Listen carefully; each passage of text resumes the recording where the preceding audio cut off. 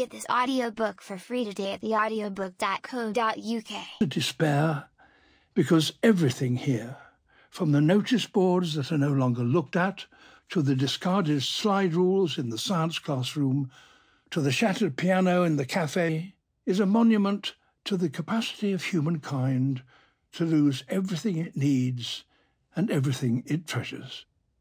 We humans, alone on Earth, are powerful enough to create worlds and then to destroy them.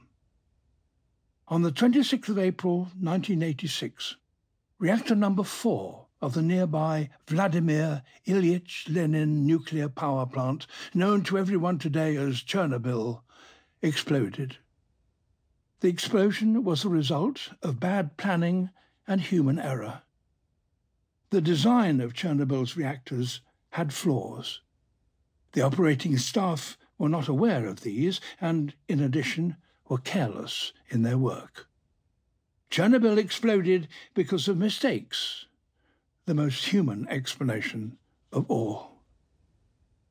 400 times more radioactive material than that expelled by the Hiroshima and Nagasaki bombs combined was sent over much of Europe on high winds. It fell from the skies in raindrops and snowflakes, entered the soils and waterways of many nations. Ultimately, it broke into the food chain. The number of premature deaths caused by the event is still disputed, but estimates range into the hundreds of thousands.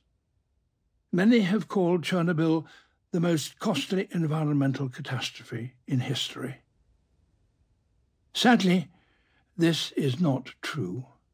Something else has been unfolding everywhere across the globe, barely noticeable from day to day, for much of the last century. This, too, is happening as a result of bad planning and human error.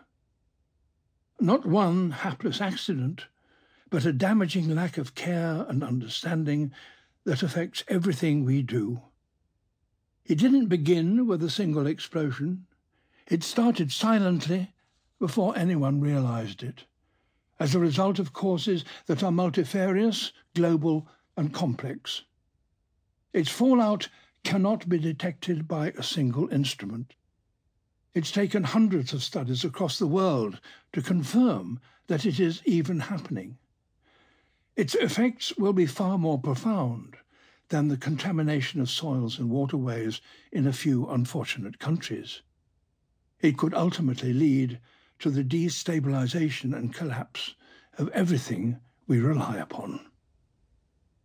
This is the true tragedy of our time, the spiraling decline of our planet's biodiversity. For life to truly thrive on this planet, there must be immense biodiversity. Only when billions of different individual organisms make the most of every resource and opportunity they encounter, and millions of species lead lives that interlock so that they sustain each other, can the planet run efficiently. The greater the biodiversity, the more secure will be all life on Earth, including ourselves. Yet the way we humans are now living on Earth is sending biodiversity into a decline. We are all culpable, but it has to be said, through no fault of our own. It's only in the last few decades that we've come to understand that every one of us has been born into a human world that was always inherently unsustainable. But now that we do know this, we have a choice to make. We could carry on living our happy lives, raising our families, busying ourselves with the honest pursuits of the modern society that we've built, whilst choosing to disregard the disaster waiting on our doorstep. Or we could change. This choice is far from straightforward. It is, after all, only human to cling tightly to what we know and discount or fear what we don't.